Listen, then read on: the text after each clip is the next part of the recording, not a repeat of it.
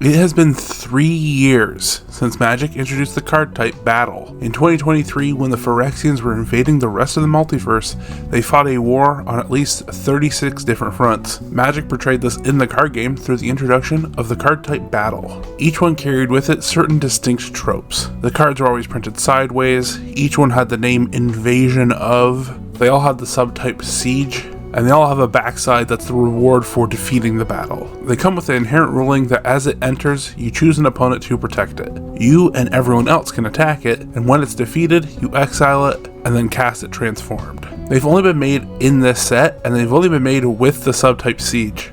It's not every day we get a new card type in Magic the Gathering, so it made me think, what was the last new card type? Before Battles, the last card types introduced to the game were Planeswalker and Tribal, now referred to as Kindred. Both of these came out in 2007. Planeswalkers would have roughly 20 cards in the first 3 years of existence. In the nearly 20 years since then, we've had over 300 Planeswalkers. It shows up in pretty much every set besides Universe Beyond products, at a very slow and steady ascent to being an iconic part of this game. Kindred, on the other hand, was introduced to the game and had nearly 50 cards in the first 3 years. In the 20 years since then, we've only just passed 70 cards with Lorwyn Eclipse. This card type very rarely shows up in new Magic sets. Most of the time it's done as a gimmick or a novelty, and is more of a characteristic of Lorwyn and its creature types than it is of the larger game. So we sit here now, 3 years after Battles were introduced to the game, with 36 cards. My main concern with that is that all 36 come from March the Machine, the very set that introduced it. The only time we've seen Battles outside of that set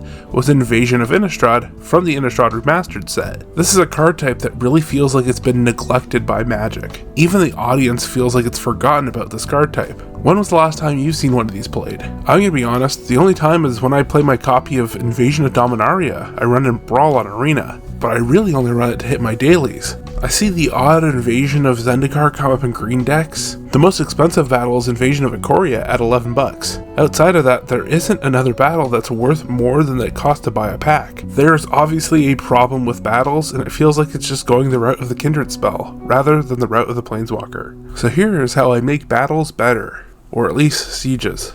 I came into this redesign from a flavor perspective and then a tangible card design perspective. So let's start off with flavor. I think these cards need a grandiose feel. These cards need to be swinging for the fences. They need to emphasize the importance of what's going on. So far with these, I get that from a handful.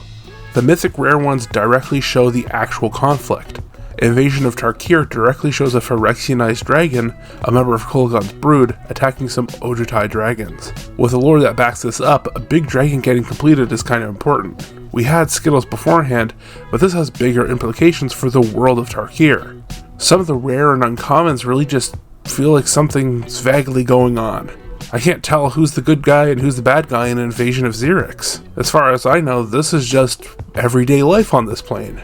Even if you were the biggest, most intense Vorthos out there, how important to you is the invasion of Asgul? How about Rin, Urgamon, Belanon? Some of these worlds have only showed up in snippets from core sets or from Planechase. As a fan of Magic, you probably have a favorite set and a favorite world. So when you saw the invasion of Theros or invasion of Zendikar, it probably had a bit more of an emotional pull to it than the invasion of Gobekon. Some of these can't be real planes, right? Part of the reason they really feel like a novelty in March of the Machines is because we've got 36 of them and then never again. Until they show up again and regularly, that set will forever be known as the set with Battles. And I think flooding this set with Battles takes away from the card type's impact as a whole. So for my first fix, I'd limit these to one printing at a time. Print one battle with every new set or so. You could do more, but I'd never go beyond a handful. In-universe Magic sets are largely designed to be around a story. Have these battles be the climaxes of those stories. Original Theros, have Elspeth defeats the Hydra, be the Theros one. Born of the Gods, have Xenagos becoming a god be the card for that set. Journey into Nyx, have Elspeth defeating Xenagos be one, and have Heliod killing Elspeth be the other. If you want something more recent in the lore,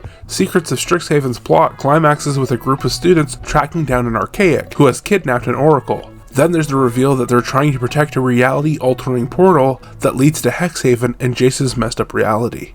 This works great. Have the battle side involve them tracking down the Archaic, and then the flip side being the portal to Hexhaven. Magic could really tie its story into its card game with very clear and concise moments that connect the two. We have similar cards already that are story spotlights, that are direct moments from the story translated into cards. But unless you read that fine print, you wouldn't necessarily know these are moments directly from the lore. I think using battles for pivotal, grandiose moments would translate well to Universe Beyond sets. I'm personally not a fan of the Universe Beyond sets, but I'd absolutely believe they could be well done here. We visit the world of Avatar. How about a third card that shows Aang stripping Firelord Ozai of his powers? Something triumphant that ends with a player aura where the enchanted player can't cast non-creature spells. We visited Marvel a ton. Any of those comics and movies could easily be turned into battles. Have Infinity War and the backside's a board wipe. Have Endgame and the backside's a mass recursion spell. We've been getting all of the Infinity Stones as of recent. Have a battle that's flip side is a sorcery that tutors up 5 artifact cards with the subtype Infinity Stone. With Universe Beyond sets, we're not just visiting worlds, we're visiting stories.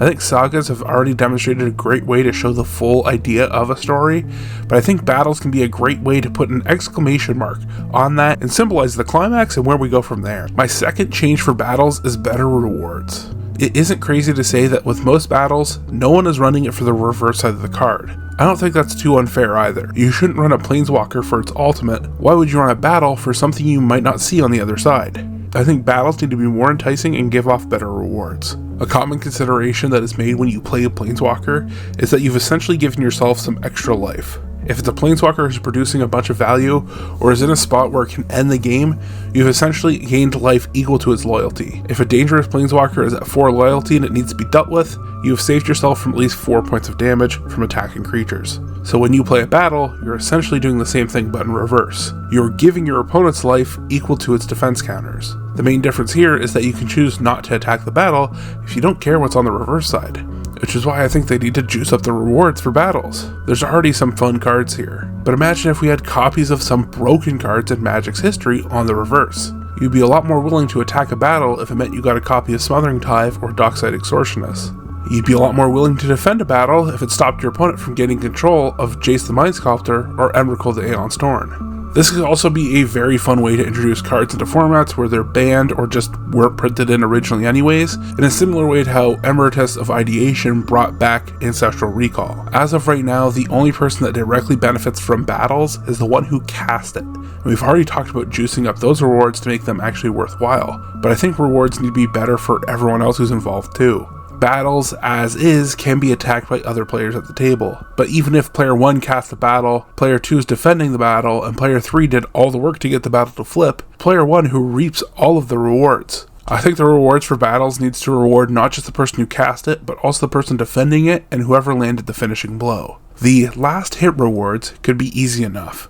If you dealt the last bit of damage needed to defeat a battle, you get some treasure, or you get to draw some cards. If it's an overly impressive feat, maybe you get to control the spell on the backside of the card. This adds some extra depth to picking who you choose to defend what battles. If you're player 1 and player 2 has an advanced board state, and player 3 has been missing land drops, maybe you choose player 2 to defend the battle, because you know that player 2 is going to be able to take all the rewards if you gave it to player 3. Or maybe you hold it in hand until you know someone's open enough that you can throw it down and take it out on the same turn.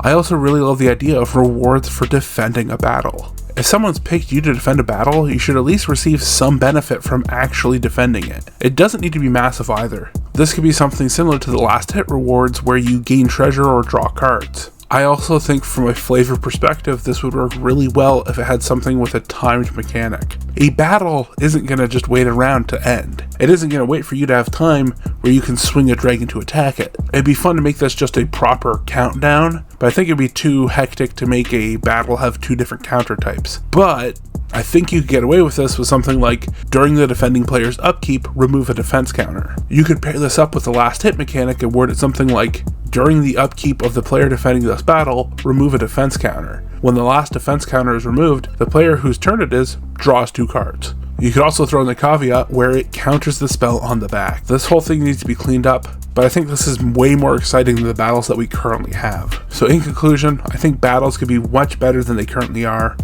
Mark Rosewater said battles are coming back soon in a set that they are designing, which is cool, but you know it would be way cooler if WotC properly recognized the Magic Arena Union. Thanks for watching. Don't forget to bolt your birds.